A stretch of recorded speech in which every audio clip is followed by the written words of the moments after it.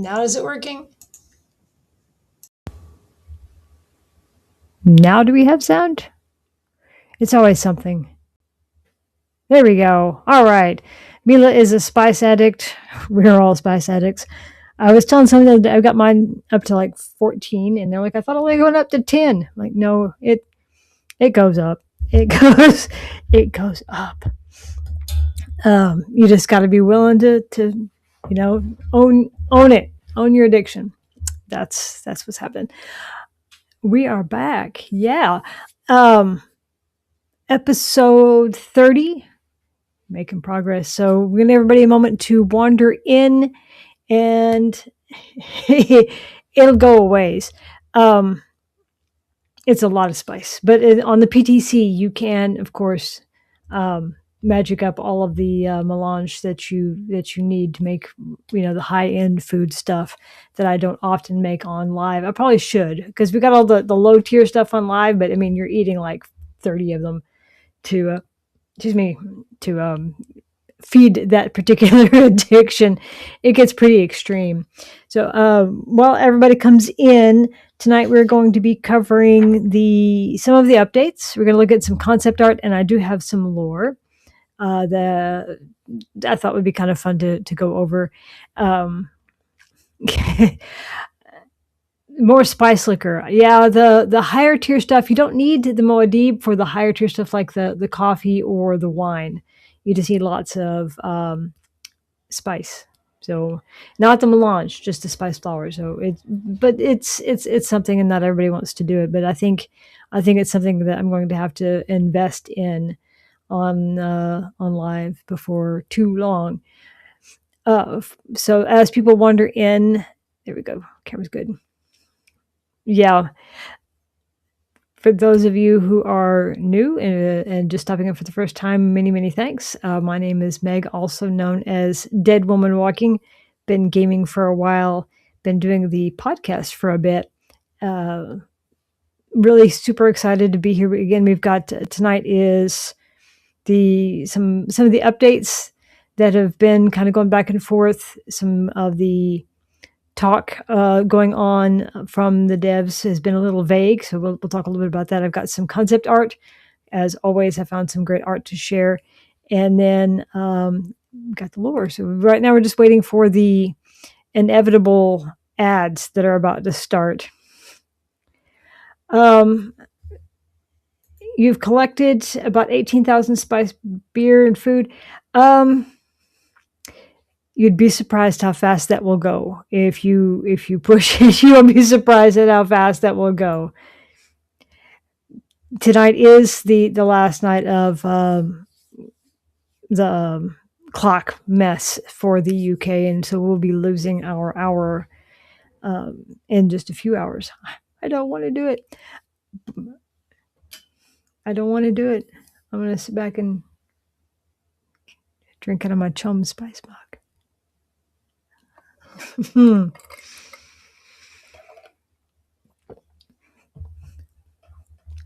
We do have merch. Many thanks. My shameless plug.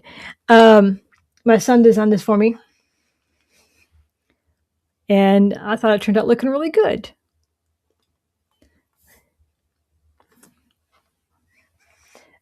Yeah. So while we wait for the ads, speaking of lore, remind me to. Ooh, that is a good question. Someone asked, how does Dune measure time? Is there a unified method for the galaxy? I believe there is one for the galaxy.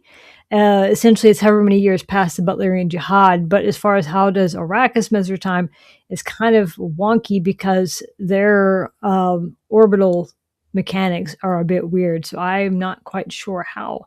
And the planet is a little bit smaller than Earth, spins a little faster, so their days are not exactly 24 hours. I don't remember the exact numbers, though, but I will do my best to remember. Hey, Paolo. So are we back from the ads yet? Ad breaks in 90 seconds. So I guess we are not back from ads. Oh, well, thank you. Thank you. Um, it's the worst part is waiting for the ads to go through. I don't want to get too started. I do have 3 pages of notes, though, for the Lord tonight, so I wouldn't forget because I have the memory of the sieve. It had to be a Mario ad. Yeah, such is the nature of, yeah. Um, Ad breaks in 50 seconds. So hopefully it's the longest 50 seconds ever, right? But yeah, the lore stuff, I had gone into the official Discord. I donned my flame retardant outfit and asked, what kinds of things people would be interested in. And one person wanted to know about melange processing.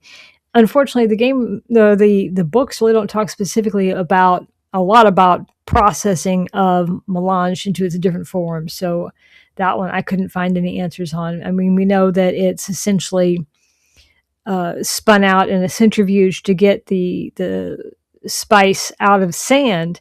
But then, how is it processed from that? Especially if like the navigators use it, they use it in a gaseous form. Are people smoking it?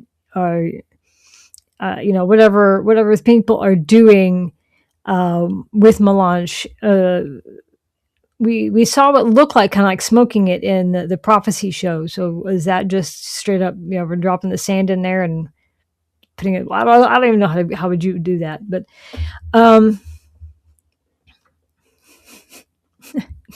no problem with showing up. We appreciate you.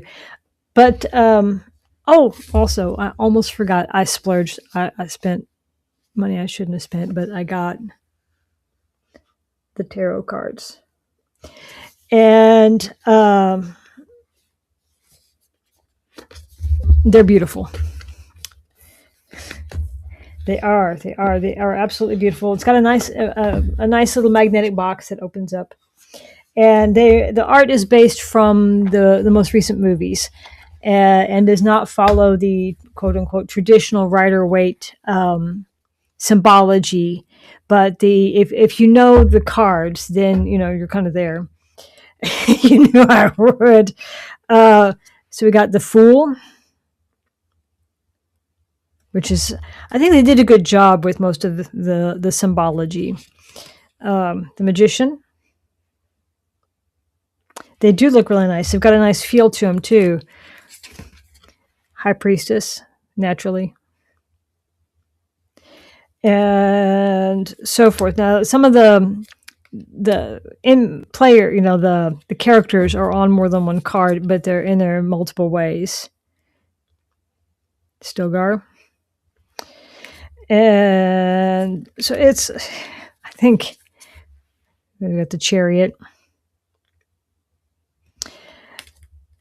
If you're just want to collect them for the art, I think that they're a lovely set. But I mean, I think they chose some really good concepts. That's them hanging off the back of the Thopter over the worm. So I have no regrets over buying the cards for the art. I do like Judgment is Paul with the hand in the box.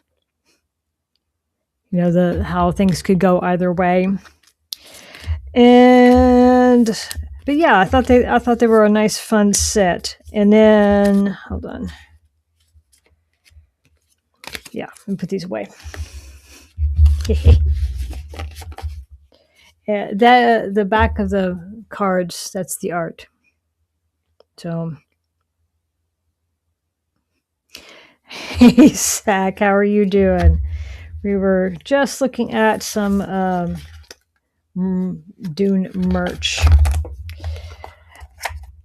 So, I guess we should get started with our PowerPoint, shouldn't we? Also, before I forget, speaking of lore, I did start putting stuff up on my. I did not get the playing cards. I got the tarot cards.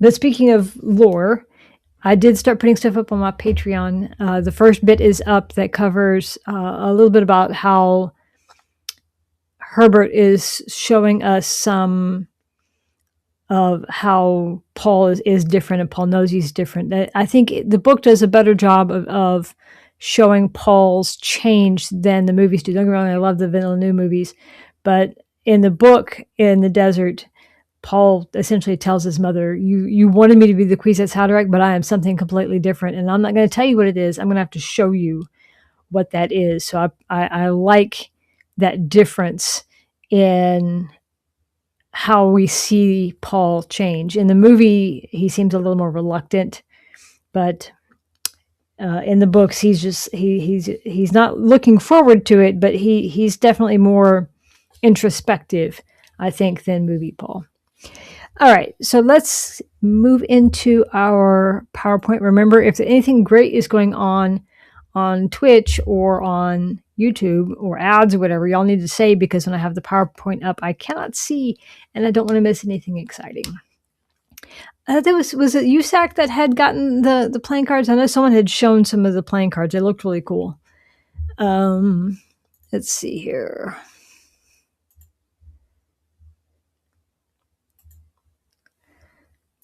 I need to hit all the buttons, right?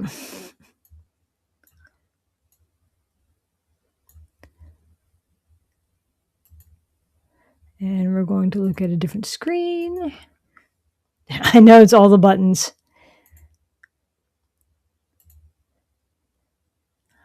There we are. Season 2, episode 5. Woo! Well, and also I use Restream and they changed their UI on top of that, which it doesn't help. It does not help me. It just makes things worse. It makes things worse. The Dune Awakening wiki is still, I believe they're still doing their promotion. They're always looking for people to help. They've got a lot of catching up to do. There's just so much going on. And if you're interested, they have a mission thing where you can do these little missions and you can get the Atreides battle rifle skin. So there is the URL. You can also contact Brad, and I forget who the other person is in there you can find them in the official Discord too. So there you go. If you like making wikis. This is from Iggy the other day. This week we had an update, and he said there would be some things that will change things around big time. He's not saying towards PvP. He has not said anything about that, but there's something is coming soon, as well as the list of which worlds will be closed/merged should be coming soon. And then next quarter is the 4th DLC at some point soon. Yeah, Iggy is a tease. Iggy likes to play with us and give us a hard time. So with this update, the Raiders of the Lost Stations stretch goal did come, but there was a little hitch. So this is from Iggy. They're going to push it manually. So if it doesn't show up, double check. Some people are saying it might be in the get rewards thing. I know mine just showed up as an optional variant. So do check and make sure that you have gotten to apply your battle rifle from the event where everybody was doing all the testing stations. I don't think it'll be chapter 4 yet, because it's just now March, end of March. Chapter 4 could be anytime between now and June. And I think they'll do more. I think there'll be a bigger hype around chapter 4 when it comes. There'll also be an uptick of stuff in the PTC, because if they're changing the way PvP works, that will definitely need to be run through testing. It won't be a surprise because there'll be testing done with it. So we did have an update this week, though, that does have some stuff. It's got the ruins at Simpo, and I have to say, it's probably my favorite location now. You can get all 5 um, specialization contracts there. There's one for each. It is spooky as hell. It's so well done. I know a lot of people don't like it. The terrain is very different, and it's not as vertical as like Blushing Caverns can be. It's not as intensive to me as the Broodworks, but I enjoy it. I think it's very manageable, especially as a solo player. Plus it's got a lot of lore in it, so I've really been enjoying that one. PvP is still a work in progress. There's still a lot of problems with balance around the augments and things. There are also people reporting a lot of crashes, and on my notes here on the screen, I meant to write this week's update 1.3.10, and instead it autocorrected to this week's upset. I did not mean to write that. But you can do your lands are add much later now. Before there was like a whole day where you couldn't do lands red, so now that stretches. It'll be for your personal rewards. Once the voting has closed, then that part's done. I think that's kind of the gist of it. They did a hot fix already, which kind of undid some things, so they're going to have to fix some other things. It's the nature of the beast at this point, but this is where we're at. I did promise everybody some more concept art, more Alessandro Tomasani. I think it's some Italian, and I'm going to mangle that poor man's name. I do apologize for that, but I found these, and I believe these are all pre-launch. So these would all have been like early beta types. So these are a couple of years old. I don't know if they were looking at different locations or if these were concepts for lighting, but yeah. And what makes me kind of amused is if you look at his cape, it looks very much like the same capes that we have now. It's the same capes. It's very excited. That is a very full room. And I'm not recognizing that location, but that is a very full room. And it's very dark. I wonder if it's meant to be a testing station, but I'm not sure. No capes, pretty much. This one reminds me of the bridge of the Pallia, or the Hephaestus, not the Hephaestus, but yeah, like the Pallia or the Catheria. It reminds me of the bridge whenever you go in for, if you're doing the Swordmaster, like the shipwrecks. Is what it reminds me of.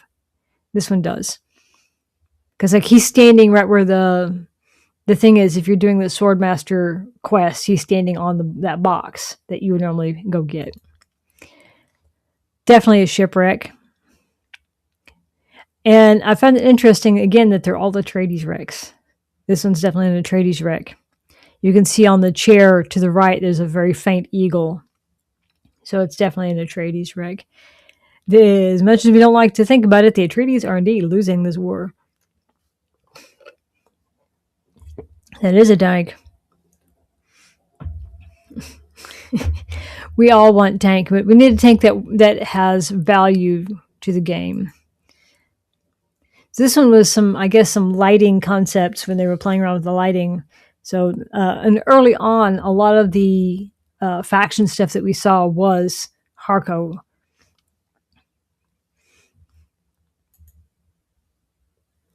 But yeah, this one's Atreides though. But yeah.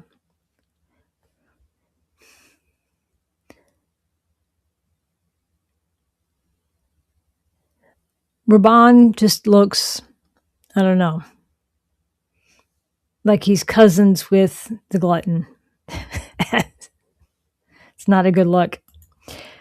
But the way that they got the lighting to work.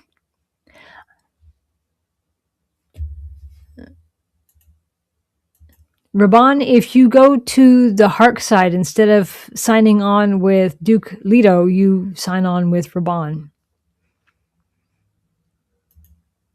The Beast. The, the council room where you go in to meet him.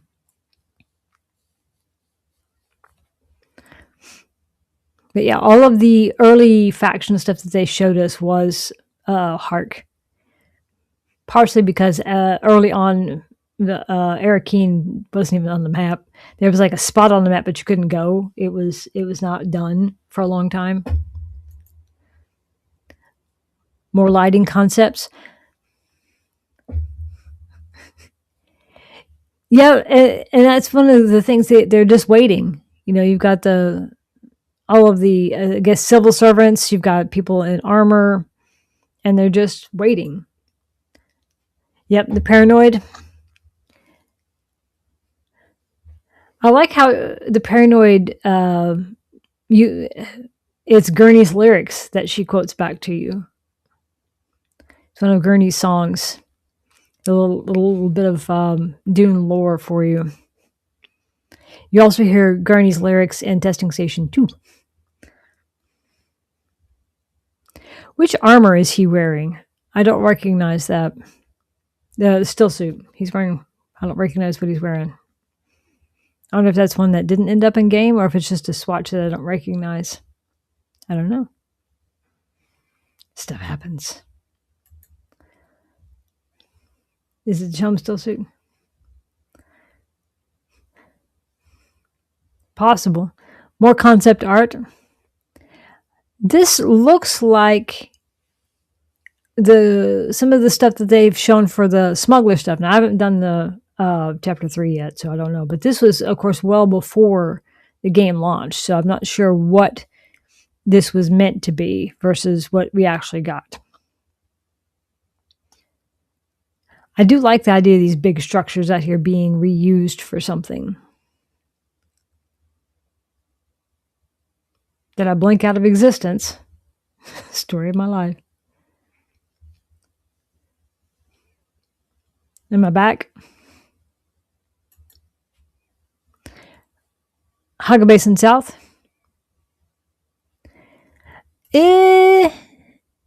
It could be near the anomaly, but I don't recall something being this close to a structure. But I don't go there very often. But this is Hugga Basin South, I'm pretty sure.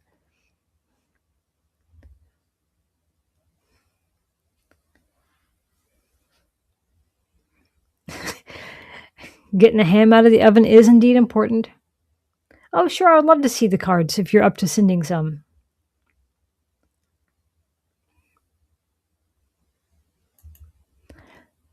Some more concept from Arakeen.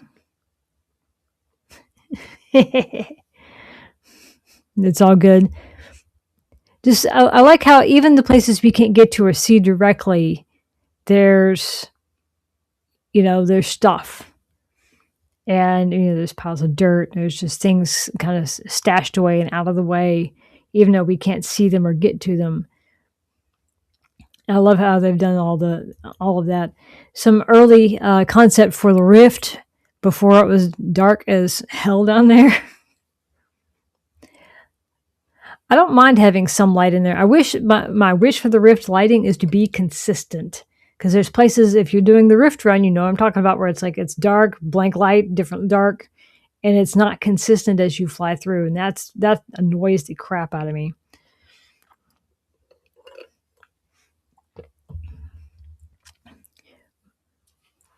But I think having some light in it is not a bad thing, but it just needs to be consistent. Some concept for the Udamar. Hola, squirrel. How are you? The Udam has changed a lot since when in beta, when we were first up there, a lot of the camps weren't even camps yet. It was just like white boxes that they were standing on. It's come a long way since they did this first concept art.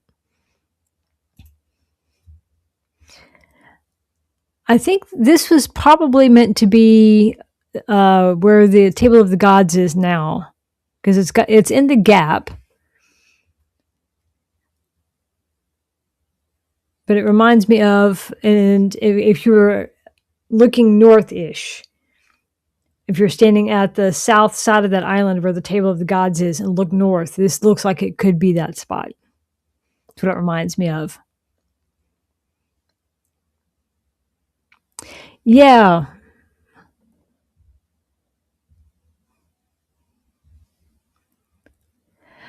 It's just a matter of some things just worked out better. Some things, and I have a lot of concept art over the next few weeks to share. And some of it looks really good, and some of it they haven't used yet. Some of it they might. Some of it never going to see the light of day in the game, such is the nature of things.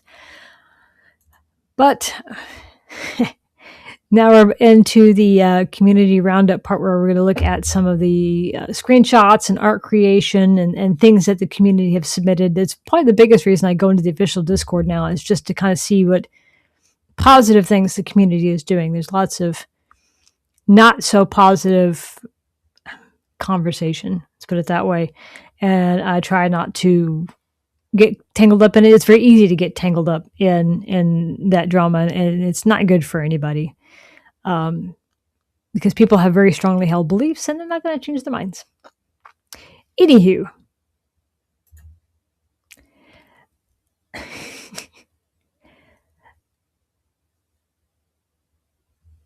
This one was one of mine from the last 2 weeks when we were going out looking for spice.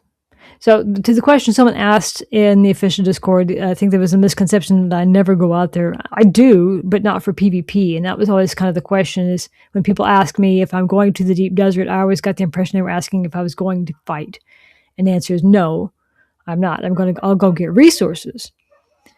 But I don't go fight nobody. Not if I don't have to. I'll do NPC occasionally. I've not been in any of the labs down there because my connection, I'm connecting from the UK to North America, so it's kind of and I've had some disconnects lately, and I don't feel like it. I don't want to, so I don't. But I will go get spice and we'll go get resources and that sort of thing. We just, that's just where our priorities lie. I thought it was a nice shot. This one was from Twitter. This is from Alex James Brady, who does have a thing on Twitter with many bits of art from Dune, some concept art that they've shown. And I liked this one. I thought it turned out really, really nice.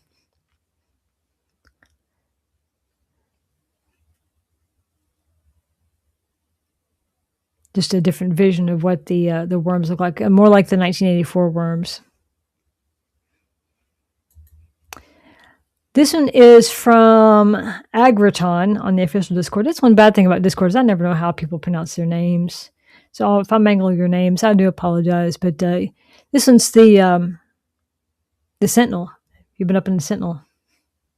Yeah, know that look. I love how they've got the Recthopter up there. It's kind of your warning that if you're not going to make it back down.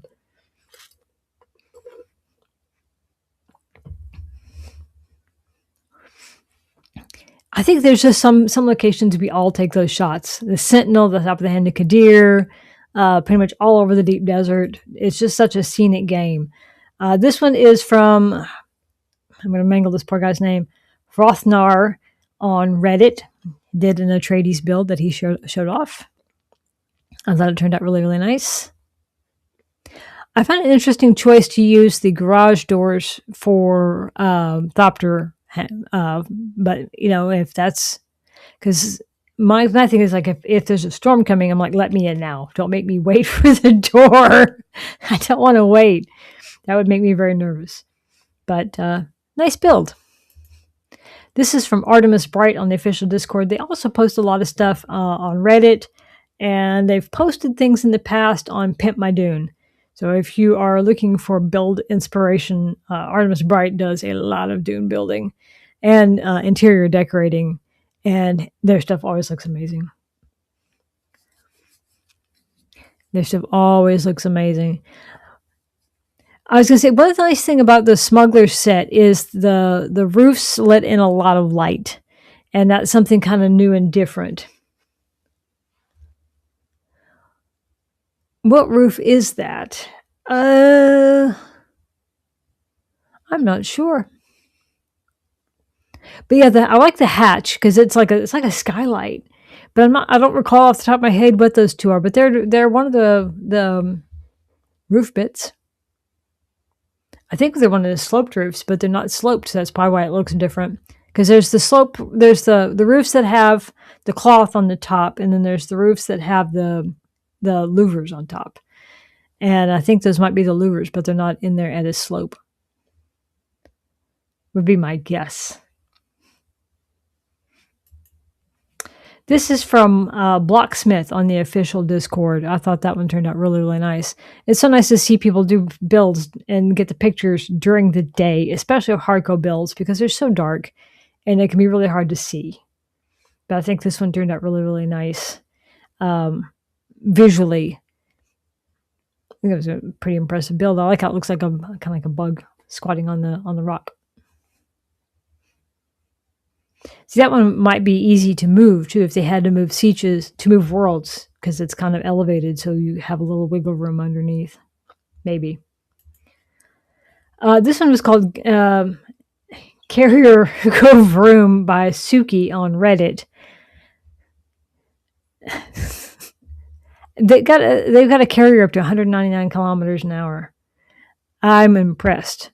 How do you get a carrier to go that fast?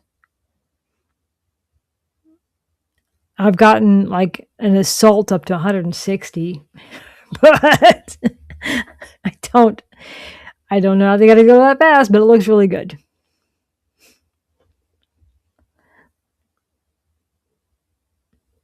It's got to be gliding, and they must have the new Speedberg stuff. My Scout does 220 now too, and I'm digging. I love that I can go from the E row all the way up to A and in the Salt and never hit my booster.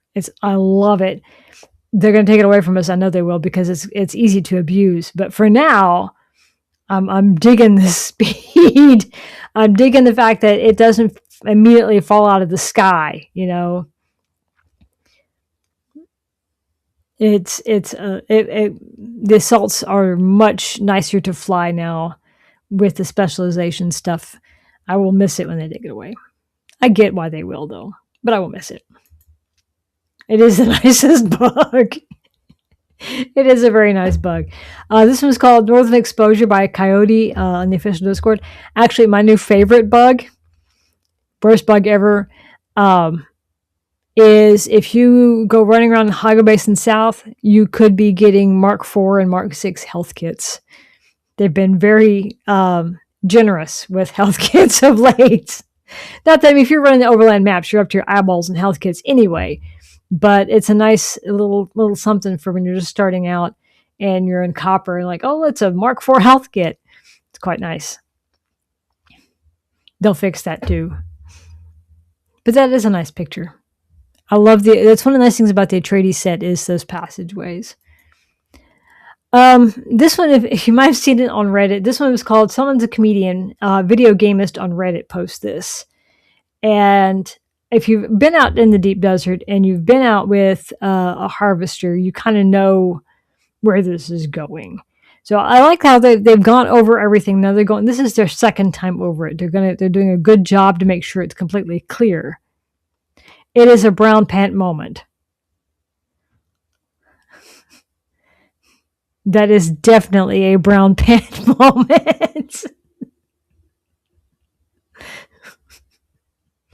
Because that worm came out of nowhere. We've been out and, we are like, I worry because I'm super paranoid when it comes to going out with a harvester. It's expensive, right? It's very expensive. So if we go out and we're on the medium, it's like, okay, do one rotation and I grab it and, then I'm like constantly looking around and I'm listening, are we hearing the Jaws music? It's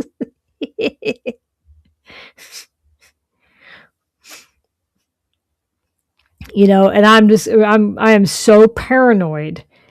And we went out the other day whenever Discord was acting up. We had no mics because there was a bug on Discord, so we had no mics.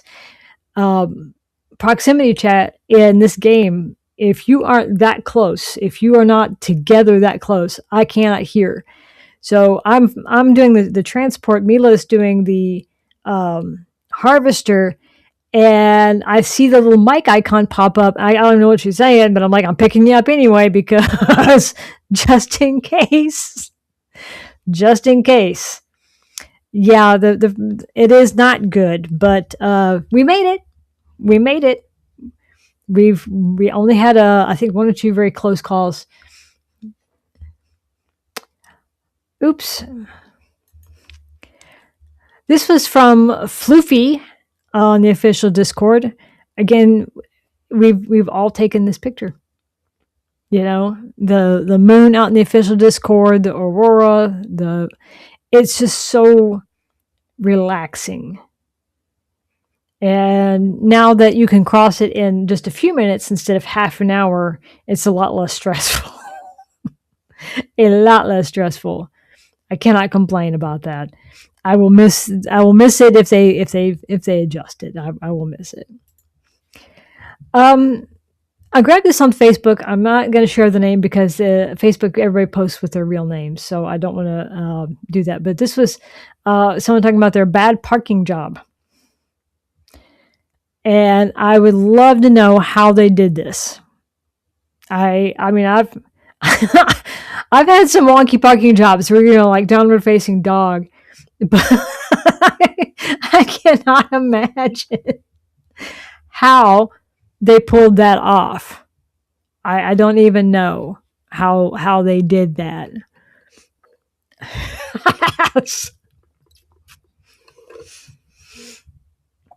It's a rough parking job. Hey, Gamma Squirrel, we got your bunk beds. I thought this was a great thing. One of the things I like to do when I build cosmetically is I like to do things like build bunk rooms. And even though we can't lay on any of the beds in this game, having the ability to do a visual, I thought that was a great thing. And so there we go. We got bunk beds. I imagine it's one of those things you kind of had to, eyeball it and squint some, but it looks really good. Take pictures when there's light. There's 2 seconds a day inside when you can actually see stuff. This is from Harmony on the official Discord and the art channel. She did link me to her. She does have an Instagram too, but I can't show you the link. But if you are more interested in more of her work, oh, it's inside the garrison. Darn it! I was hoping it was a way we could make bunk beds. Darn it! The artists get to do stuff we can't do. I showed this picture to my son, and he was like, "It looks like delicious. Like you could eat this picture." And I was like, "That's a good way of putting it. It does look a bit like a sweet, a swirly, like a sorbet." It is a beautiful bit of art.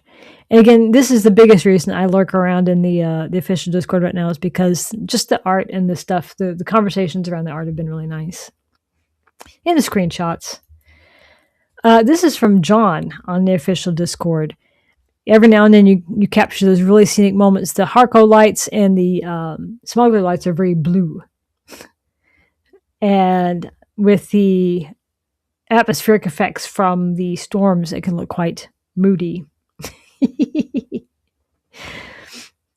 Hey, it is what it is.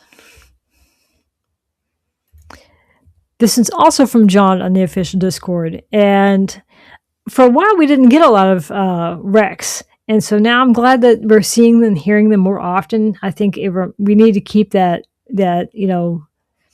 it's dangerous all the time. You got to keep an eye on the skies, not just above you or behind you or below you. There's always something trying to get you. And I still think it's funny that, people can get hit by the falling debris. So you got to keep your eye on the sky. That's a good shot.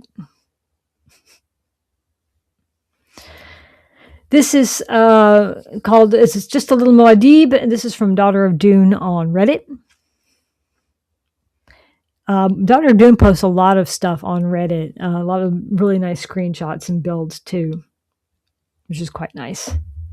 Yeah, one day you can be flying around and just boom. It does happen. It does happen. It is cute. This is from Kalia on the official Discord. Shared that. I think this was their move box. I think they're on a world that might be closing, so they moved everything into a box. Well, it's not even a box. It's a very useful shape. It does everything you need to. That would be easy to move if they need to move someplace where they can't find the spot that they like. You could just drop this thing down pretty much anywhere, really, because it's just a plain box bottom. It's only a 4x4 at the bottom, so you've got plenty of mobility with it. It's not a bad idea. If you're unsure, build a build box. However, they are working in the PTC on a way to reclaim your stuff, so you get where you're going and you can't find a spot for your build to snap to. You can reclaim the stuff and essentially rebuild when you get there. But that's stressful to me. I mean, I get wanting to maintain your stuff, but I don't know. If our world closes, I would probably have both. I would try to keep my real build. Not everything can be raw processed down in the base materials. I know, and that's stressful. It's a great idea, and I'm curious as to how it will work. I think most people, though, are going to try and probably just make a build box if you're unsure, because some bases are going to be hard to put elsewhere. This one is a take on one of the holes on the rift by Financial Contract on Reddit. There's a whole thread if you want to see more of this one. I thought that they did a great job. This probably is not a commonly built spot because people just don't like to build on the rift. I don't know why. I think it's because there's so many no build zones underneath. But if you don't mind doing a more compact build, this one turned out really, really nice. And they took some really great pictures. And, I mean, it would be well lit on the inside. It is a bit of a drive. If you're using the buggy for resource at that point, it would be a pain. I grant you it would be a pain. Where we are, you have to, the buggy ride anywhere is a little bumpy. And I don't look forward to buggy rides from where our main base is. But, you know, it was open, it's flat, and honestly, if we had to move, we probably could move fairly easy. I don't know. I hope we don't have to move. Yeah, that part does kind of suck. If you end up under, you don't end up in the mesh, you end up in the rift. So that part does suck. But you can see where they've actually built underneath. There's a hangar underneath in that picture too, which is a talent because you can only go down so far with stability. So this is from Noob Deluxe in the official Discord. They've got, it looks like a harvester and a buggy and 2 carriers and a medium, which is quite nice. Looks like they're heading back for Aero. Heading back. It's just such a scenic game. It's a beautiful game. You can't beat that. For all of the issues every now and then that just make you want to pull your hair out, wherever you are is visually interesting at the least. I mean, we've got a base down in the Sheol, and it's right. It's just going down there. The worm is really close down there. So just go down there and just listen to the wind blow and just the worm kind of go around. It's beautiful. This is from Nox on the official Discord. That is Smuggler's Run. I thought the look was quite interesting. They've got the new helmet on, with the visor, which everybody asks the same question: how do you see out of? I have no idea. Carefully, I would guess. And of course, the new skin on the bike looks a bit like urban camo. I like it though. The force. This is from Pigs on a. This is from Rick's on the official Discord. This popped up in the PTC, and if you look really carefully, you can see the pig. It's just like, I don't know what the artists were thinking, that we would not notice this eventually. And I passed this rock out in the because they repeat assets. I passed it in the deep desert the other day, and I was like, I was like, it's the pig.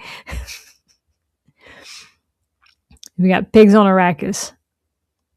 And once you see it, you can't unsee it. It's like, how have you not noticed this before? It's a pig.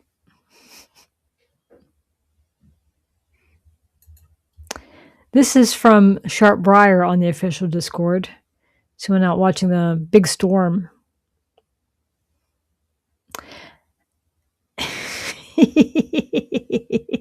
Brokeback bacon. Yeah, we had some good puns around the pig.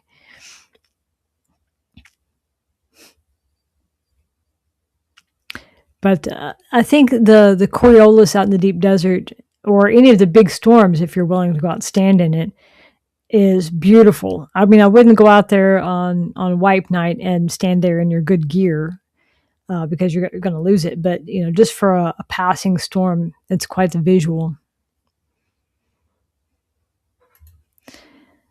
This is from Sluggish Gaming on the official Discord. They went out.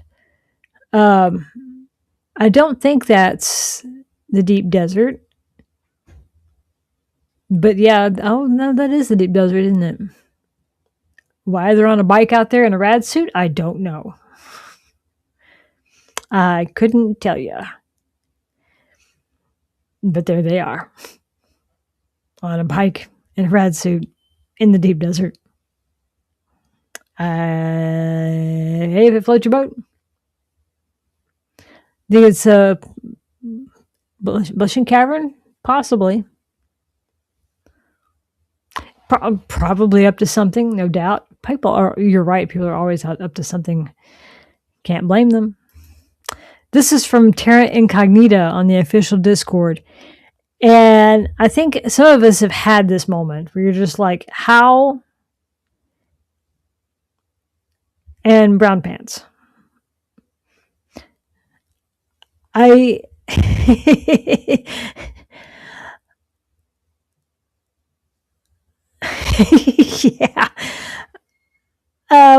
I think that's one of the great things about the game is even after so long, whenever the adrenaline hits, it's always something like this, where you're just like, this is why you fly up. If you've got worm aggro, you need to go up, because I don't know if they still do, but they could get you out of the air if you were under that. So, yeah, don't linger. Don't linger, or move over the rock. Your aggro will clear. But it's a great shot, a terrifying shot, but it's a great shot. I'd be scared to death. I'd be shaking for the next 20 minutes. This is from the Gall on the official Discord. I thought it was a really nice group shot at Smuggler's Run. Yeah, that one was a one of a kind shot. You're not gonna get a whole lot like that one. It's kind of like the one where you get the achievement when they come up out of the sand at you. Those are hard to get and really hard to get the screenshot of, because you're usually just too busy going, "Oh my god, I didn't die."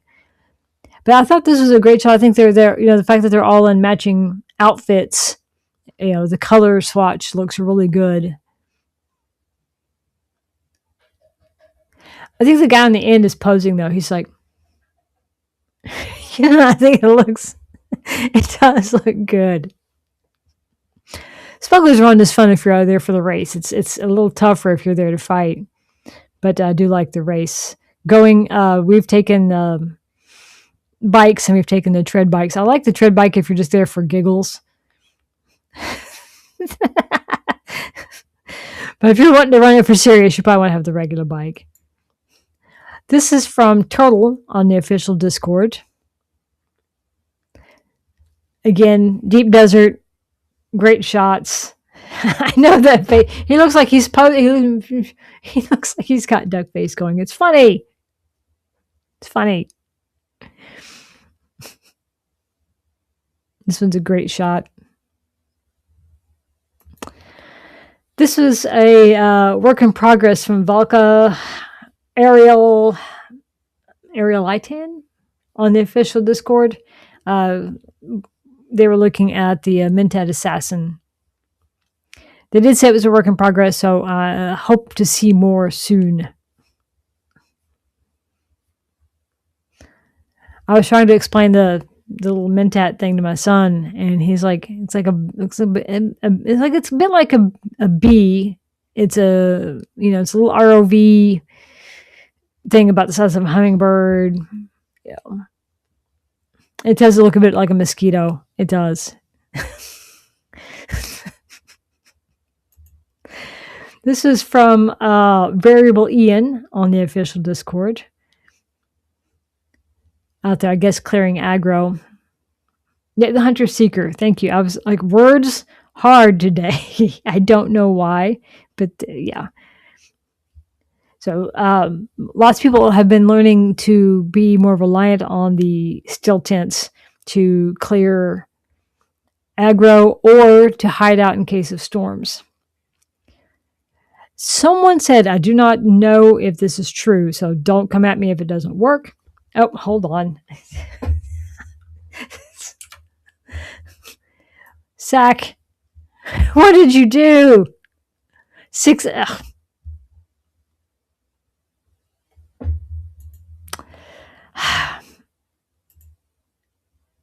Yeah, it doesn't like it when you do that. Hold on. You got to watch your language. Show the screen. You said a swear. That's not what I want. There we go. Oh, hold on. Allow. Let's get back into it. Okay. Let you rephrase.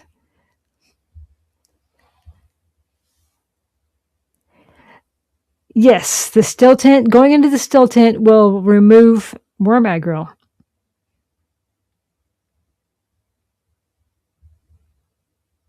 It's one of the reasons that, since forever, it's one of the reasons that the PvPers would go out and camp in them by the big blows because they're hard to see from the air. And they would send someone out there to camp it, and then they would essentially be on Discord with the rest of their group, say, hey, someone come out here. And that's why you could get what felt like an ambush. Well, because these guys are laying in wait for you. What I was going to say is the rumor that I've heard, this is unsubstantiated, I have not tried this because I'm cheap, is if you can leave your vehicle sitting out. So you could hop into the tent and leave your vehicle sitting out and the worm would ignore it. I don't know if that's true. The smaller worms, I don't know. I would be afraid to try. But yes, the still tent also is a storm hideout. So if you get cut out in a storm, you could do it too. We should try it. But what if it doesn't work? Well, if it doesn't work, you can now VBT your vehicles back. It's not as painful. That is true. We could try it. We could try it on the PTC where there's no risk. We should do that. This is from Whiskoff, their DD base. This was on the PTC, and I thought this was pretty freaking amazing. And it's on pillars, meaning your silly dough is more likely to work than if you built on foundations. For some reason, the silly dough in the deep desert just is very particular, and often will not drop stuff. So yeah, I thought it was a pretty amazing base because it looks like it's got a combination of smuggler, Atreides, and Hark pieces. And I think that what's nice about the Hark pieces is they're lighter on the inside, but I know some people don't like them as neighbors because they tend to cause some lag. But yes, we should definitely test it on the PTC because, again, free vehicles. We could do that. And that is the PowerPoint. Let me minimize that. Bring the other thing back up. Ta-da! We're back. Yeah. That was this week's stuff. Hark pieces do have problems, and I know a lot of people complain about them because they cause latency problems and lots of drop rates and things. So they need to fix that. Like many things, there's lots of things to fix. Okay. Lore. We're going to talk about lore. I think yeah. Before I forget, a little self-promo thing. I do have, like, the Patreon up, ! Patreon will take you to the Patreon. It's a short bit of lore. It's not as it's probably deeper than some people, not as deep as others. But I think this was a good question, and it does relate from the book to the game. So the question was essentially just a little bit about the House Carino and what role Carino plays in the bigger story, as well as a little bit as what we have going on in the game. So Carino takes their name from the Butlerian Jihad. One of the last big fights was on what planet was it? Battle of Corrin was one of the last big fights, and at the end of that, the House Carino took their name from that to kind of to establish themselves as the ones that won the war. Right? We know that the Butlerian Jihad was the one against AI had risen to try and kill everybody. And so it was a battle for the survival of the human race, and so it was big. There was a lot of, if you've read the core 6 books and you think some of that was weird, there was some weird stuff. There was like brains in jars and stuff. It was pretty freaky. So in Herbert's appendices, he wrote, the Carino rulers were direct descendants of those who survived the Battle of Corrin and took the name of the planet as their own. And for a while, they were on the planet. Seleucus Secundus was the head of government, and then stuff happened and it became a hellhole. So they moved to Kaidan. The rise of Shaddam. So our current emperor at the start of the Dune books and the start of the game is Shaddam the fourth. His father was Elrud Carino, and he had several sons. So he was not expecting a crisis on his death. And his succession would have fallen to his eldest, who was Fafnir, Fafnir. It sounds like someone's elf, Fafnir Carino. He was the oldest. He was a half-brother, right? He was fully expected to become emperor, and then there was an accident that was very cleverly done and very cleverly hidden by Shaddam and his right-hand henchman, a certain Fenring.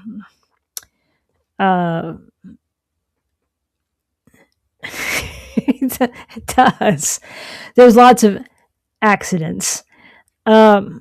Keeping in mind, spice makes your life much longer. You can live. Sorry, I didn't mean to move the mic. You can live a long time.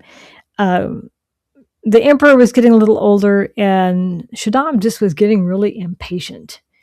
And so he conspired with Fenring again to poison his father so he would die so Shaddam could take over the throne because he really wanted power. So he offed his half brother, he offed his dad, and now he is emperor. Right? He's rightfully paranoid. One of the reasons that he wanted to keep Atreides from getting too powerful, one of the many reasons, was if any of the skeletons in his closet came out, if anybody knew about half the shit that he did, that he would not be able to hold power. And the most likely house that the Landsraad would turn to as a moral compass would be Atreides. Not that Leto would deliberately seek that, but there would be a push for them to step up because they were considered the good guys. Funny enough, in the book, when they're on Arrakis, Leto openly admits that people only think that because they have good PR. He literally talks about they spend a fortune on PR. But there's a perception, and in politics, the perception of power or the perception of morality or ethics is good enough. All right. So we have Shaddam sitting on the throne. He's got his Sardaukar. They've managed to keep the secret of the Sardaukar, where they come from, under wraps. No one will openly ask where the Sardaukar come from. No one will openly say, we're pretty sure they come from Seleucus Secundus. There were secrets that you didn't say out loud. To fear is like, we can't talk about it because that would call attention to us as knowing, and we really don't want to draw that kind of attention. And it's very important to Shaddam that the Sardaukar remain the most powerful fighting force. And he saw House Atreides as a risk. So he sent Atreides to Arrakis to kind of give them a humbling, right? And that's why he contributed some Sardaukar to the Harkonnen side of the fight to make sure, for sure, that the Atreides lost.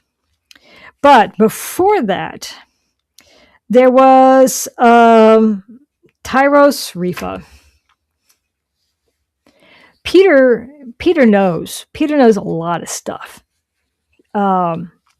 Peter knows about the spice. Peter knows about, and Fenring knows about this, the whole Ixian spice thing. A lot of them know. Peter, but they're not going to, again, no one's going to say that loud, but Tyros Rifa.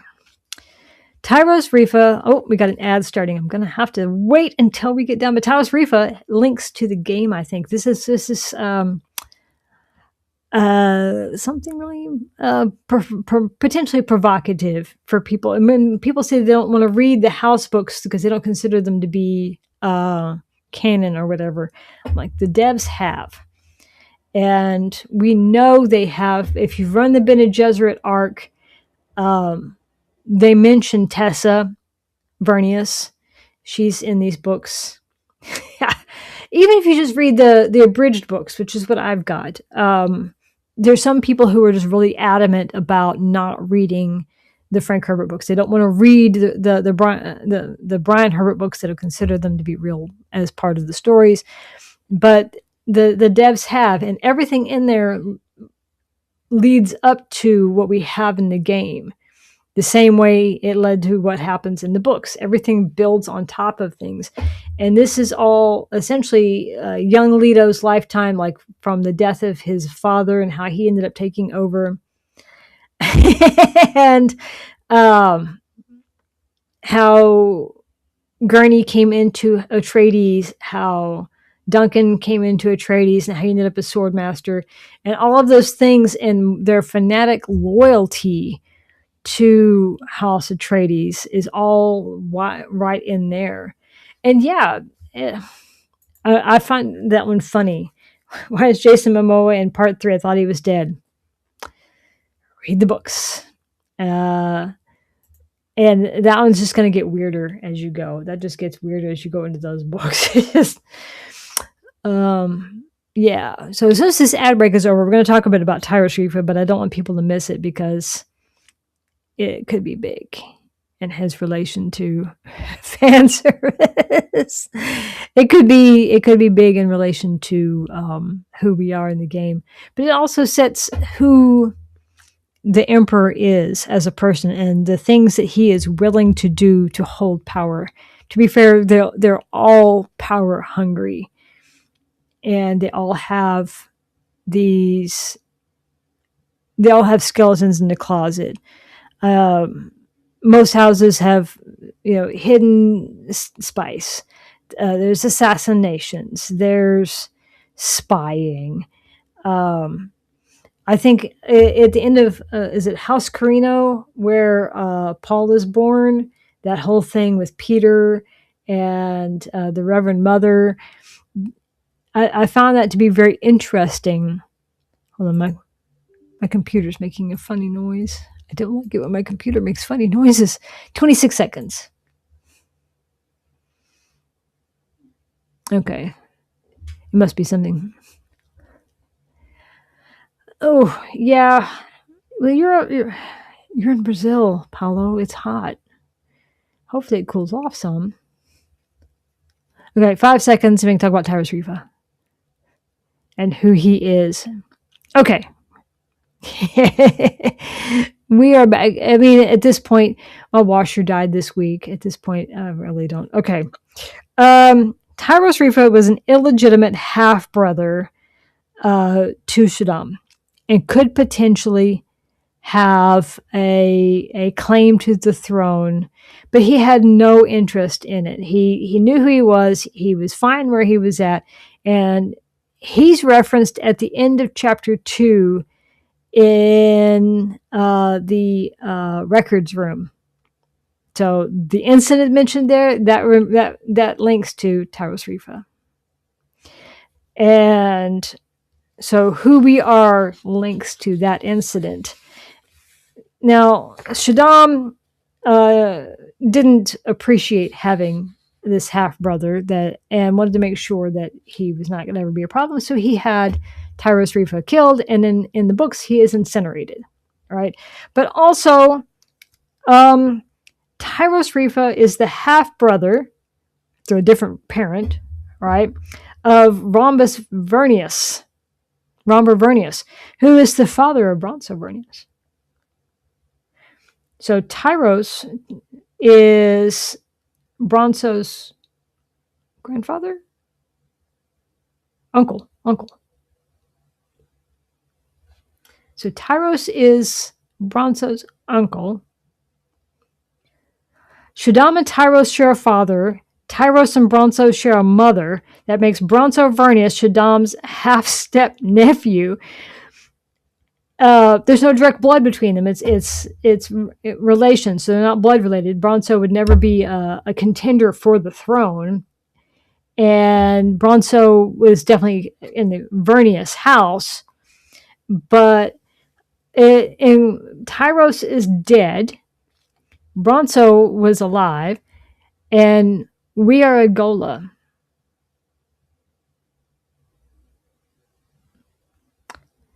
And our DNA is related to a certain incident involving Tyros.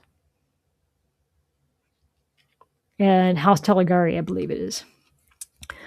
So, hiding us in plain sight indeed, because someone would recognize our faces. Be right back. Someone's going to go grab the books. All this time, Shaddam is willing to use the Sardaukar to essentially bully everybody into compliance. He keeps everybody paranoid. Any threats or hints that he could be investigating someone for spice hoarding would essentially sick the guild on them. And anybody found hoarding spice would face sanctions from the guild, which are probably more painful than anything Shaddam could bring out short of the Sardaukar showing up directly. The sanctions from the guild, they could essentially tax you into oblivion. You have to move. You have to pay them to move everything. So if you're on their shit list, you don't go. I believe in one of the books, someone at some point got essentially marooned. They like left them where they were, and they're like, "Sucks to be you." And the guild was like, "Don't care, you're on the bad side of the guild. You don't move." So moving forward, Shaddam is trying to balance things between Harco and Atreides. Harco makes a good foil for Atreides. They hate each other. It keeps Atreides from being too powerful. Atreides also has a strong line of ascendancy that Harco didn't have necessarily early on, because Victor is very gay and had no children of his own, and he was going to essentially kind of cultivate Raban, but Raban's dumber than a box of rocks. So he essentially took Fayed from his parents as a child and had him raised by Mentat, so he would not be dumb as a box of rocks and have some cunning and some political acumen. Early on in the book, you kind of get the feeling that because he's still a teenager, he's still young like Paul, but he's not Paul. He's not as sharp as Paul, and he's obviously not, the Kwisatz Haderach. So that's to his detriment. But Tufir observes at one point, the Sardaukar are not the only force in the universe, but they must remain unmatched. Any house that threatens that dominance is an enemy. So Tufir kind of establishes that nobody is safe, and it explains why, even though the Emperor kind of liked Leto, he knew he had to kind of keep Leto from being too powerful. Because he didn't want anything that could challenge him.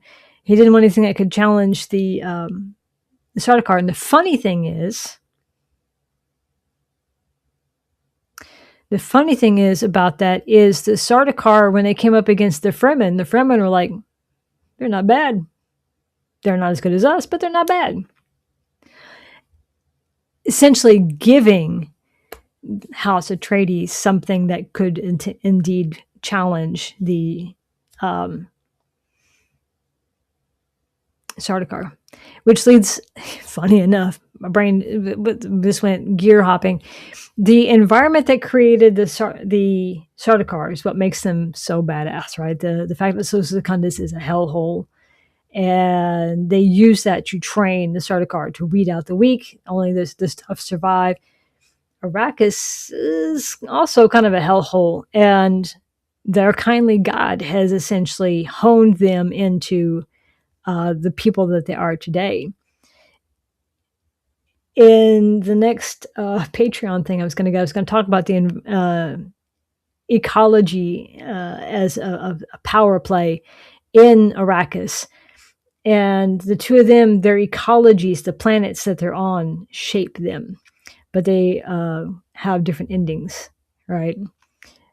So that is coming. I'm trying to think of, is there anything else I missed in the lore stuff? Nope. I think that was all I was going to talk about for the lore. Woohoo. Yeah. So House Corino, I'm waiting for Star Touch Dreamer to come back. So the question was, in the game, doesn't the Bene Gesserit advanced trainer mention she was on a world that was controlled by the guild? No one knows where it is, and no one gets there leaves without the guild's permission. Absolutely. And the guild has a lot of leeway, because who's going to tell them they can't? And by hiding there, she could eventually hide from the Bene Gesserit, because if the guild, the funny thing is the guild is very bribable, because the smugglers have been bribing the guild for ages to not have satellites and eyes on certain parts of Arrakis, using the spice from the Fremen, and essentially lets the Fremen do whatever they want, lets the smugglers do whatever they want. So you can absolutely, the smugglers have been bribing them. The guild is not some impenetrable force of neutrality. They absolutely will do things for spice.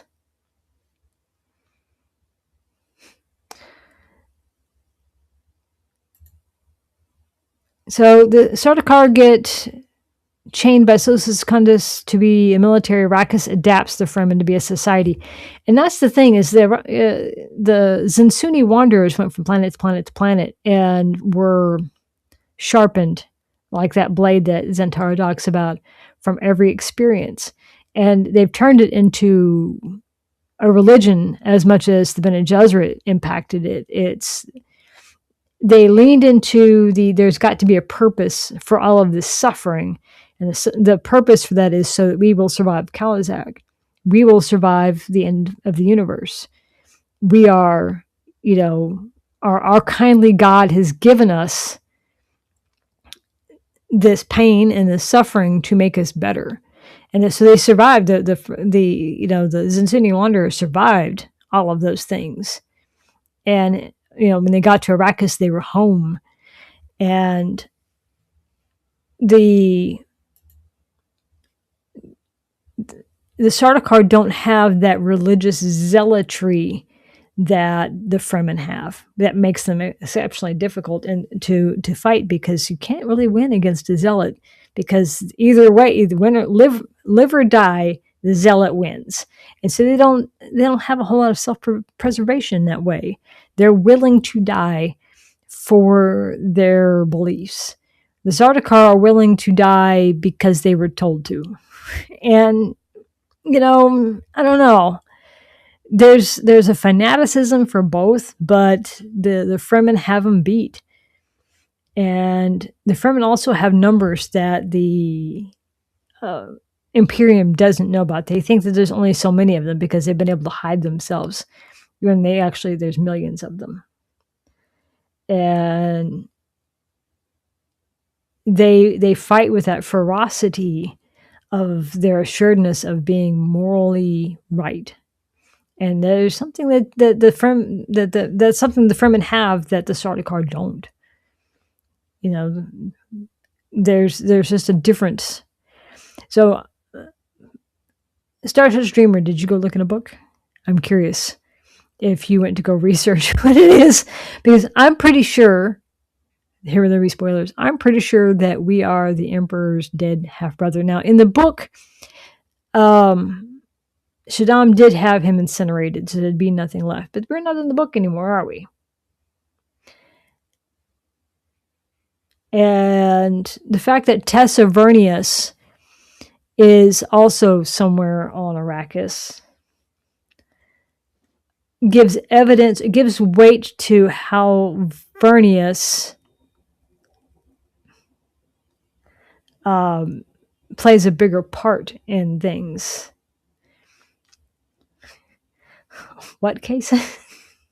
Exactly. Anything could happen at this point. So, Tyros donated material. I don't believe he was a willing participant or unknowledgeable about having a child with Tessa. I think they gathered genetic material from him and did some Ixian stuff. The same thing that the Ixian tech that made Romber, a cyborg. I told you those prequel books are really weird. He's running around looking like RoboCop.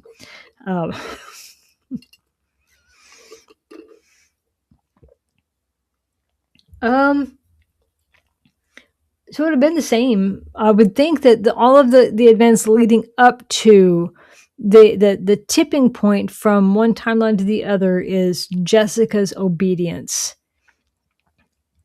How obedient Jessica is to the order to have a daughter instead of a son. In the books, Jessica is kind of flaky and has a bit of ego to think that she's going to bear the Kwisatz Haderach. And of course, not too long after they get to Arrakis, Paul's like, you're gonna regret that decision. You are absolutely going to regret that, because I might be the Kwisatz Haderach, but it's not going to be what you think it is. So the decision to be obedient versus a would-be wife is where that changes. But that's that's obviously before Paul's born. So, again, how much genetic material does it take to make a Gola? I don't know. But Shaddam has been in charge since Leto was a young man. Because again, that's all in those books. Now, keep in mind, I have read essentially the graphic novels are the abridged stories, so I've missed chunks of things. But as weird as it was, I don't know if I have the emotional stamina to read the whole House books because they're pretty weird. I've been rereading the core 3 books to start because I'm for this Patreon stuff, and it's been a little different. And I was like, I forgot some of these things. This is weird. It's very, very weird. I'm still curious. Shot who with what? What, Casey? Don't leave me hanging. What does that mean? Shot who with what? That does not narrow it down in the scope of things. There's lots of people shooting each other and doing horrible things to each other and stabbing each other. Oh my. One thing I thought was kind of cool is I was going back and rereading.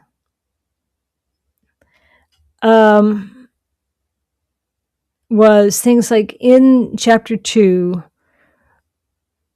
spoilers, there's the dots, right? Where we have to read the dots to solve some puzzles. Early in the book, Jessica finds the dots on the plant to warn her of the assassination attempt on Paul. So it's like they're pulling all of these great little things. Am I going to reread the second trilogy? Eventually. I need to get through the first 3 because that's kind of where the movies are coming from. That's going to be where most people are. I would like to continue to expand into more lore discussions as people have questions, because I enjoy talking about the lore with people. I enjoy kind of going back and forth and trying to figure out what's what. But as far as how long has Shaddam been in charge, she's been in charge for a while. He's got to be, I think he's in his 80s or 90s by the time Paul marries Irulian, I think. And that was another thing. He had only daughters because Bene Gesserit, that left him in a position as the last Carino. And so there was going to be a crisis at some point. Was he going to marry him to, the Harkonnens? Who's he going to essentially give his legacy to? Who to trust with that? And I think he was leaning into the artificial spice and spice in general to attempt to try and live longer and not face his own mortality. But I know Fenring has been his right-hand man for a long time. And the fact that Fenring and Margot know so much about stuff, I think Fenring and Margot probably know more than anybody else, including Shaddam. I think that those two know more than anything about stuff in general. Between Fenring having his fingers in everybody's pie, and Margot being Bene Gesserit and knowing everybody's stuff, I think the two of them know most everything going on. And if they say they don't know something, they are lying. Because as the Bene Gesserit trainer said, oh, she lies like a bird can sing. We all can, because that's part of their training, to be able to lie and spot a lie. So, yeah, I think that was all I could think of to talk about for the Emperor. I mean, he wants this Cold War. He wants this War of Assassins because it keeps Atreides busy. It keeps him off his back because it's been some years. And we see, the Harkonnens are rebuilding Carthage from an accident. And Arrakeen is still in rubble. They're still struggling to, keep a few palm trees alive. And, the fort appears to be mostly in rubble. So, scorch marks. It's been, I think, 6 years, something like that. It helps to keep them off of Shaddam's back about power plays. Margot is an odd one. Hold on. Slave labor is indeed cheap, and that's one thing. But it is expensive to import them. But that's one of the reasons that the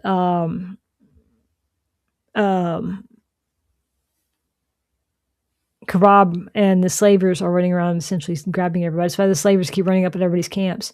Margot is an odd one. Fenring knows stuff, and Fenring tells her stuff. She knew about the fake spice from Ix. She knew about, I would imagine she knows about everything.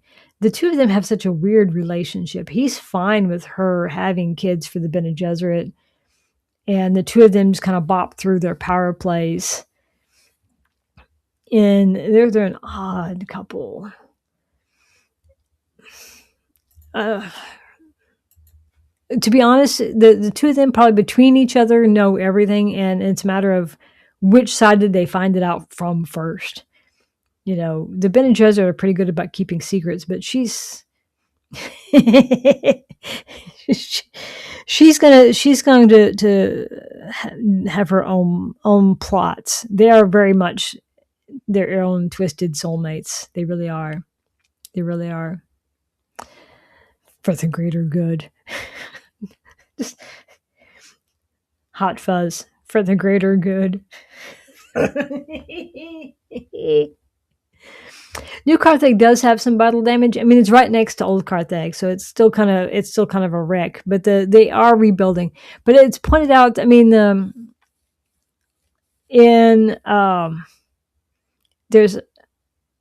an NPC in the bar in Arakeen who points out the financial difficulties that Atreides is having, and Leto tells Paul around the time that they leave.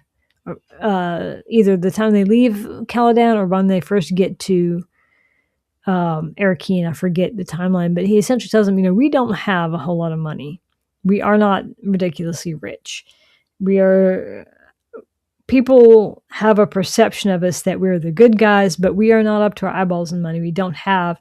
And so whenever the Harkonnens essentially left them crap to do harvesting with it was going to be a problem because they didn't have the money to replace it.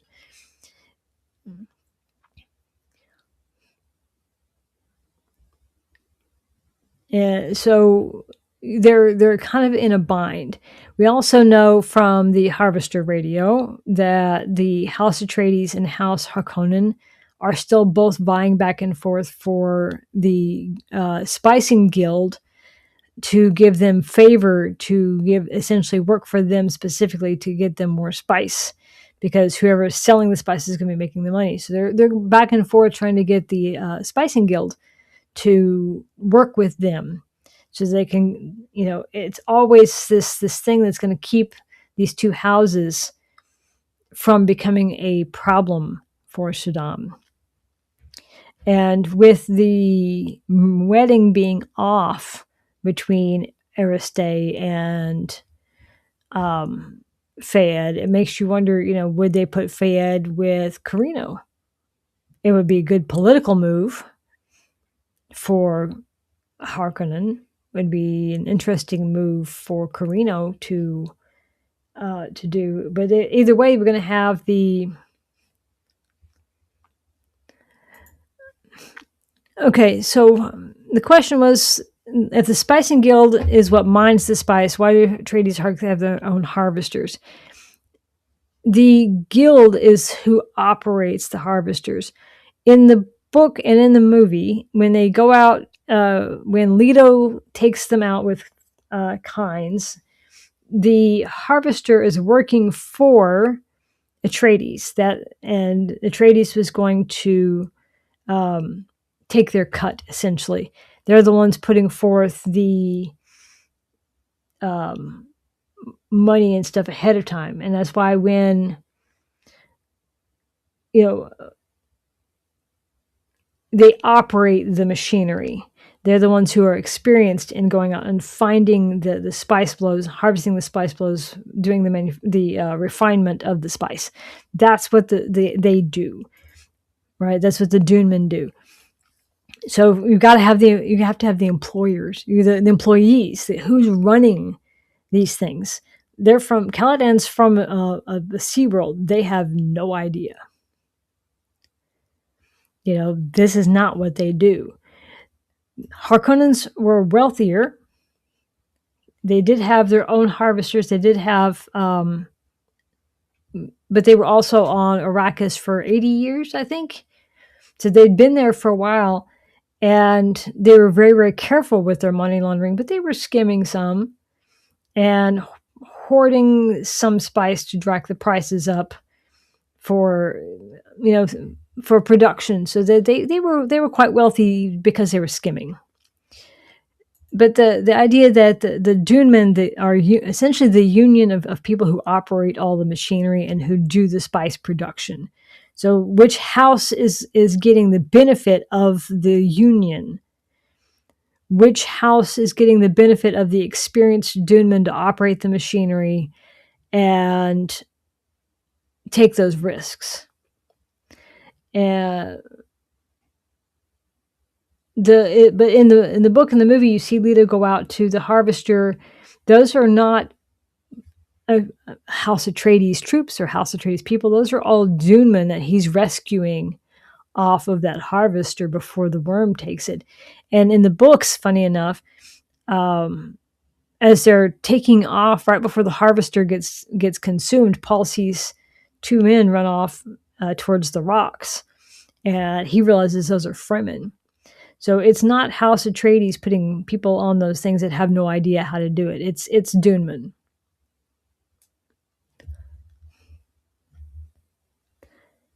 There's a lot of money in spice.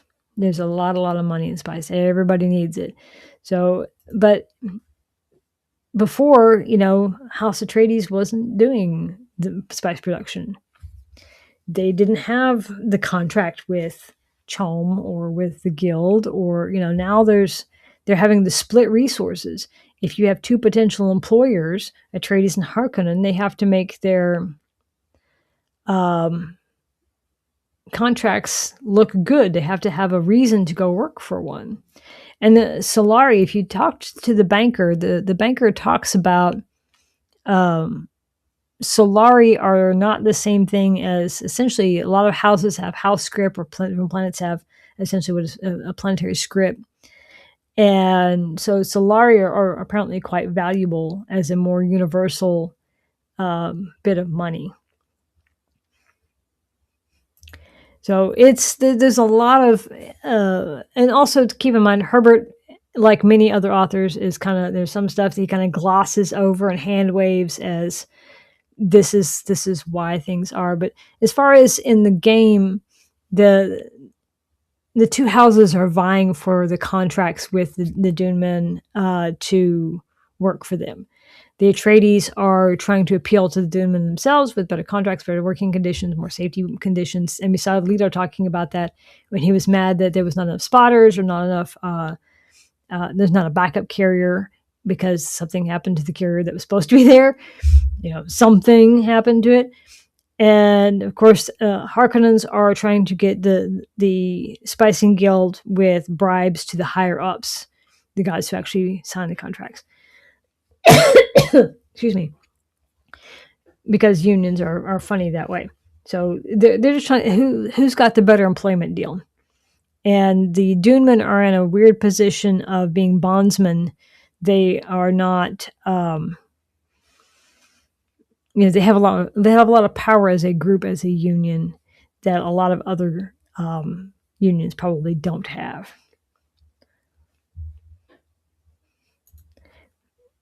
Yeah, the diplomatic fluff of just showing up to sign a thing was stupidly expensive, just to show up. And that's money that they don't have. It could have been an email. It could have been a video call. But no, they sent, guild representatives. They sent a whole ass highliner. They sent, the Bene Gesserit showed up. It's a whole thing, right? It is a whole thing. But Atreides does not have the money that, and things like having the illegal gambling, and the all of the bribes that go with those type of things. You just don't have that, and the Atreides just don't do slaves, so they're missing out on the free labor.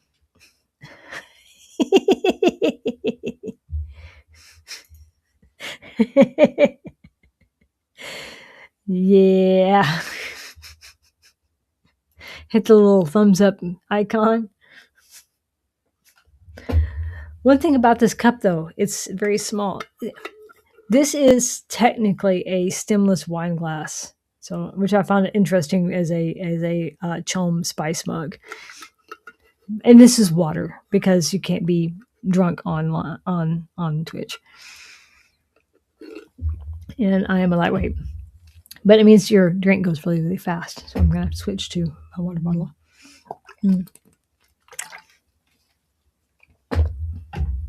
Okay, so we talked a little bit about the updates, and it's kind of a mess. Hopefully we'll be hearing more. Iggy's teased us. Metal straws are not nice. This is a plastic straw. This is just a plastic reusable straw. I don't like metal straws. They tend to taste funky. Iggy was teasing us with things to come, but nothing specific.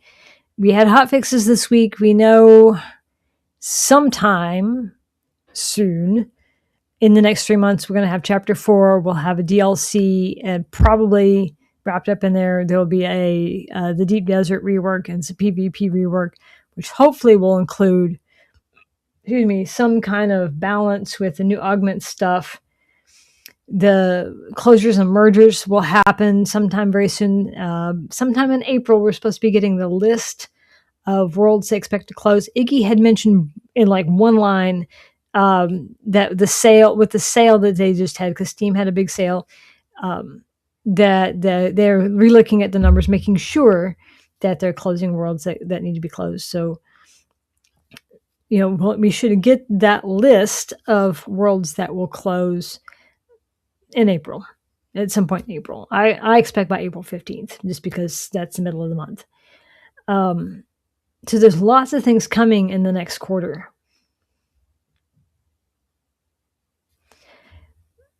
Exactly. So we'll have some news for PvP players, but let's not get ahead of ourselves. There's been all kinds of speculation, and I think, funny enough, people tend to forget that this is in the works. They've always said this is going to be in the works. We've known that they were doing, when they put the Deep Desert like this, they said in the AMA that this was a temporary thing and it would be changed. That was in August, I think it was. People have been losing their minds saying they're not going to fix PvP. They've always said that they were going to. You just got to be patient. It's a big thing. Like I said, at that time they insinuated there'd be another map for PvE to get tier 6 stuff. Well, is that what they're going to do? I don't know. We've got the overland maps now with all kinds of stuff. We could do that, I guess. But that means you have to make a whole new map. Control points will be reworked at that time too. What will that mean? We don't know. They just to make them more meaningful, because before they were kind of not very meaningful. So there's a whole thing that's coming. Yes, the new augments and the new skill set stuff is problematic for PvP, and those things do need to be addressed. So I don't think that they would have done the PvE rework without thinking about the PvP rework in mind, because everybody's going to take those grade 5 weapons straight into PvP as soon as there's a meaning to do so. So I think it's just been really, really hard for everybody to be patient. Yeah, it is what it is. Things. I'm curious. Someone today was talking. It may have been you, Sabrina, talking about what could be cool would be control points as overland map locations with PvP enabled. A capture the flag thing, hold the flag in a time frame. I don't know how that would work, but there needs to be. and I don't want to say rework, some tweaking to the Landsrad, because right now, I mean, Simpo is nice because it's got a greater variety of contracts available. We need a continuation of that, and even if it's the same locations, that we already have, this some new contracts, some variety. Some people were I saw a conversation where people are, we're having to spend so much time in the testing stations, grinding testing stations, where the drop rates are kind of bonkers, in the hopes of getting certain materials for PvP, in the hopes that PvP, there's a whole lot of if thens involved in this PvP thing. So they have been very quiet on what this is going to be. So I'm curious to see what it is, as long as they don't block access, because they can't put the deep desert back like it was, because we still need access to stuff more now than ever. We go through, melange like crazy now. And we're a small group. We've gone through a lot of melange, and some of us haven't even started on the faction stuff yet. So there's a lot, and plus just tier 6 plastonium and stuff like that. So there's a lot of things that are if then. It's not just the act of groups going out for a PvP. There's a whole lot of moving parts that contrary to popular belief, I don't think they're just throwing stuff together and calling it good. There's going to be an element of, let's try this en masse and see what happens. You want to hope that certain things are going to happen, but no plan survives contact with the enemy. So I think there's got to be some flexibility as we hammer out bigger mechanics, if that makes sense. And people are always finding bugs, and people are always doing exploits. And if people could just stop deliberately breaking the game for 5-10 minutes, then perhaps the devs could do a better job of doing it. They're also being split with the console release as well. So they're very busy. They're very busy. Busy. But that's okay. They do need some wins. We do need some wins. It feels like one step forward, one step back right now for the last couple of update patch things. Yay, we fixed the repair glitch. Yeah, we broke the repair glitch. So it's really wild to me how many people are mad they fixed the repair glitch. They're like, fix the balance first, then do the repair glitch. Well, how about you stop exploiting? Relying on a glitch instead of farming is only going to hurt you. And we've seen them do bans for people relying on exploits. So I wouldn't rely too heavily on that. Just saying. I saw one comment. It was hilarious to me. Stop banning people for cheating, or you won't have any players. And I'm like, but cheaters run off players. People cheating make other people not want to play. So I don't see how that goes. I hope that we do have some better communication. I know that some of the devs went to DreamHack this week, and I know that Iggy said he was working on things for the next update. There was talk about another dev stream coming. He said maybe, because I remember us making all kinds of comments about his cable management. So I hope that Iggy is able to come around more. But at the same time, every time he comes around, he kind of gets attacked. So I can't blame him for not hanging out with us right now.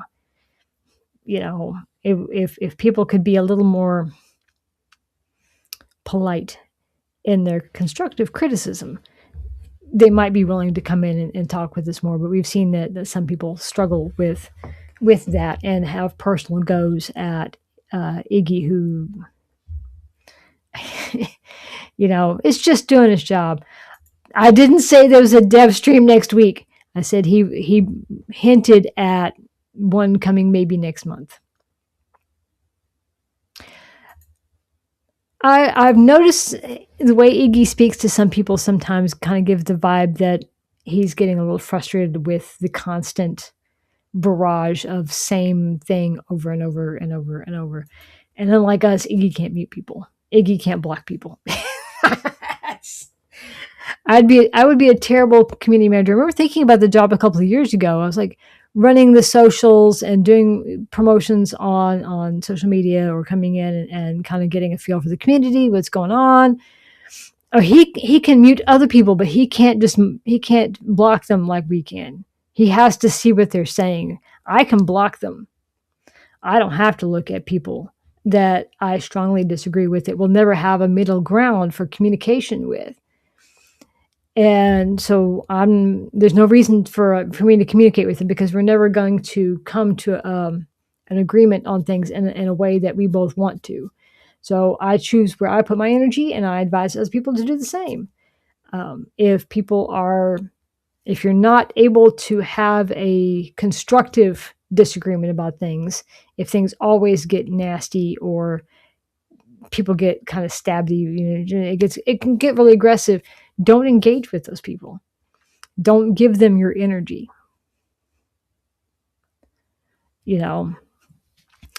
That's our choice. And I admit I get caught up in it sometimes. I miss the Discord from before launch. It was a different vibe at that time. But yeah, he can mute other people so that they stop talking, but he can't block them from his view like we can. We can't. It's yeah. And I boggle at people who get really mad if you block them because you're not giving them attention. And I'm like, why do you need my attention so much?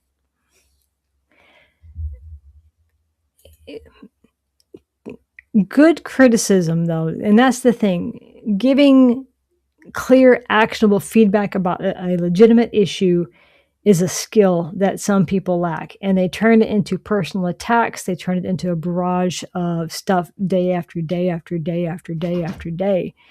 And when people come in wanting to ask questions about the game, like, should I play it?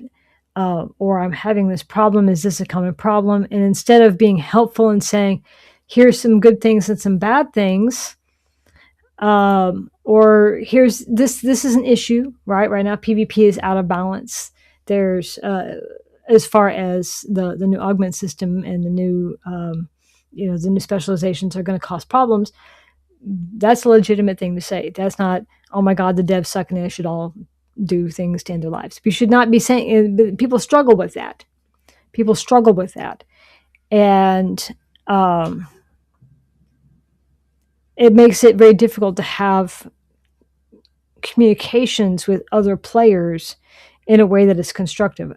To be able to say that I like the game and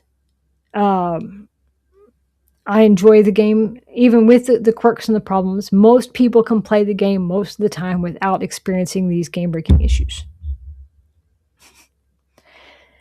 Which is true. Most of us can most of the time.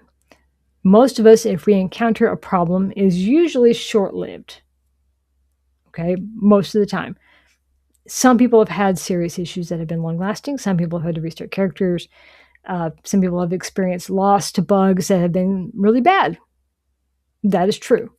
Okay, but to the barrage of stuff that comes out, and I'm often of the mind of, if you dislike the game so much, or the game is not where you want it to be, stop playing, go play something else. And in 3 months, when they do another update, come back. You can do that. You can box your stuff up. You lose nothing by packing up and parking. And it's, if the game isn't what you want it to be, then don't give it your energy. There are many great games out there right now. It's funny, people keep comparing it to this game or that game, the other game. I'm like, well, those aren't the same genre, so I get why you're not going to play it. And you want a good survival game. There's other great survival games, but it's not an extraction shooter. It's not a looter shooter. It's not an RPG. It's not a real MMO. It's its own thing. And we all want it to be great. The problem is we can't agree what that great looks like. And we need to be able to talk about those things in a way that is not personal to each other. We all love the game, or we don't, we all have our own agendas, we all have our own biases, but to be able to talk about it and say, yes, this is a problem. We may not agree how it's to be fixed. Or this is saying this is a problem without saying, oh my God, the developers all suck as programmers, we should go to AI, or I could do it better, or my 4-year-old could do it better, or whatever, ridiculous stuff people say. That becomes the hard part.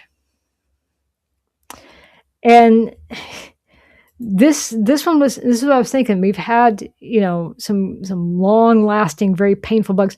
I will never be able to access the planetologist. It's been bugged for me since launch. The only way to fix it is to restart, and I don't want to. So I will never get those perks because my character's got a bug in it. I mean, I've put in bug reports, but Derek just tells me goodbye. He won't talk to me.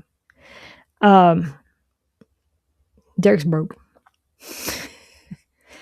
But that's not game breaking. It's a pain in the butt, but it's not game breaking. There are some game breaking things like the faction bug.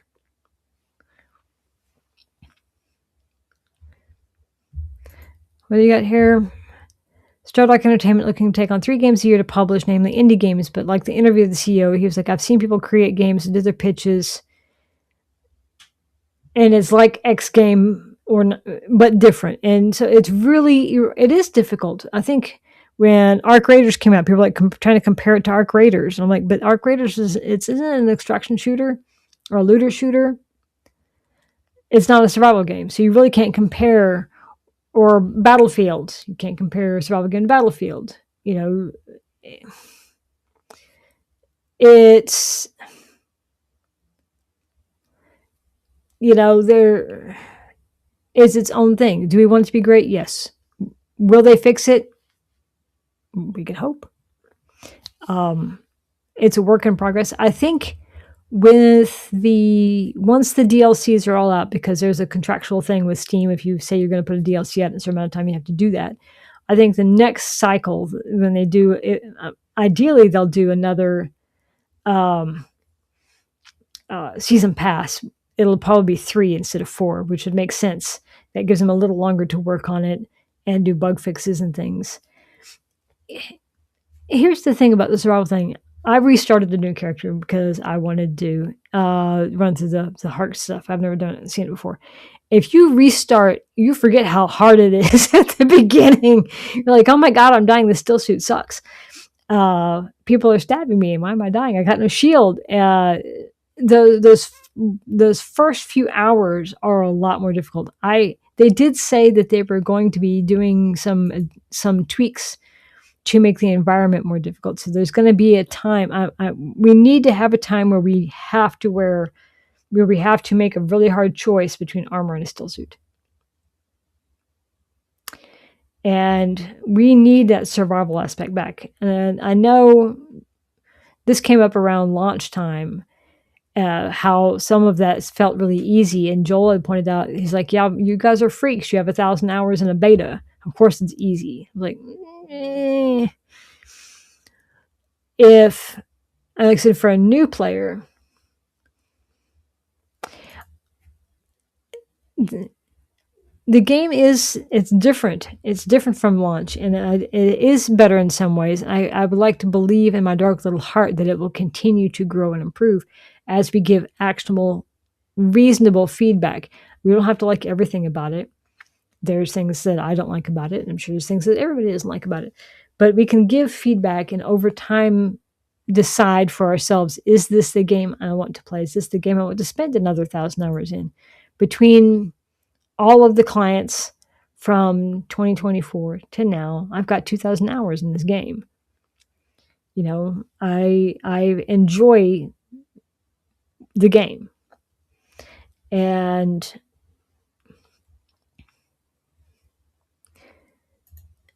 it's got a lot to offer. Survival, yeah, protect and expand and control, which makes sense. Um,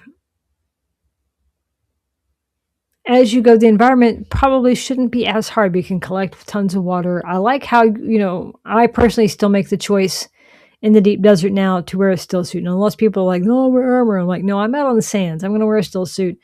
I still, the heat stroke mechanic is kind of wimpy, but it still gives me anxiety to see that big red bar. It does. It gives me anxiety.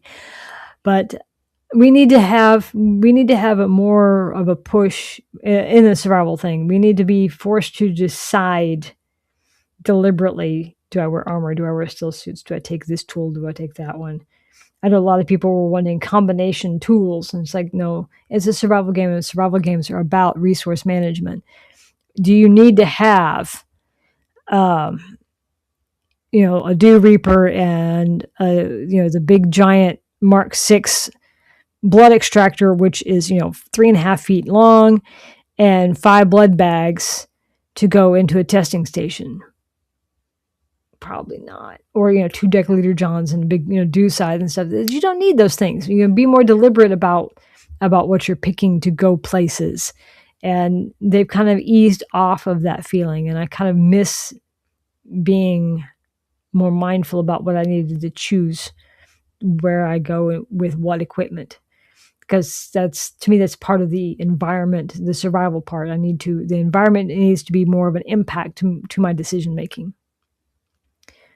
Just a personal thing. I guess we're getting to be where we're wrapping up. So Discord, most of us hang out either in the official Discord or my personal Discord, because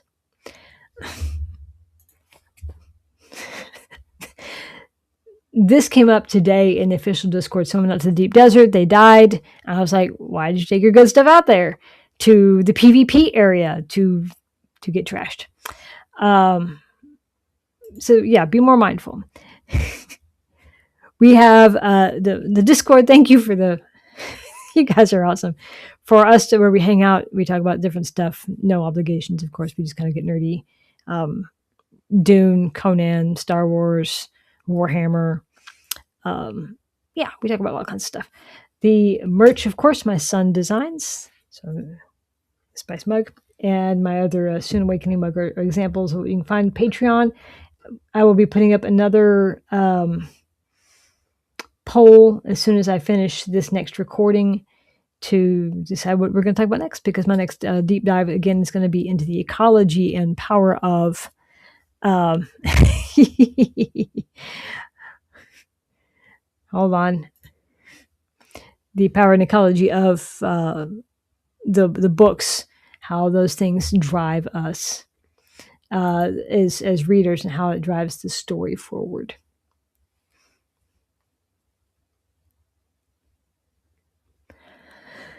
I think that's good for us. So I've talked Patreon, we've talked merch, we've talked Discord.